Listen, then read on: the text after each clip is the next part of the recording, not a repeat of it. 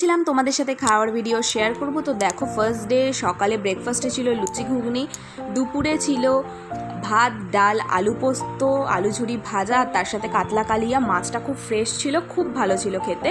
সন্ধে ছিল পকোড়া, যেটার ভিডিও নেওয়া হয়নি। রাত্রে ছিল রুটি চিকেন কষা আলু ভাজা, চিকেন কষাটা মোটামুটি ছিল।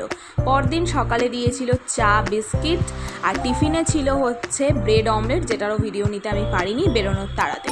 তো দুপুরে ছিল ভাত ডাল আলু ঝুরি ভাজা আলু পোস্ত, পনিরের একটা কিছু ছিল যেটা দারুণ খেতে ছিল, কিন্তু সেটার নাম আমি বলতে পারবো না। তারপর ছিল সর্ষে দিয়ে পমফ্রেটটাও দারুণ খেতে হয়েছিল। সেই দিন দুপুরের খাবারটা মানে অনবদ্য ছিল।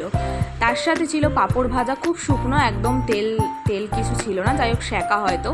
তারপর ছিল সন্ধেবেলা স্ন্যাক্সের সিঙ্গারা, যেটা কিন্তু আমাদের এখানকার থেকে ডিফারেন্ট, এটাও খুব ভালো ছিল খেতে।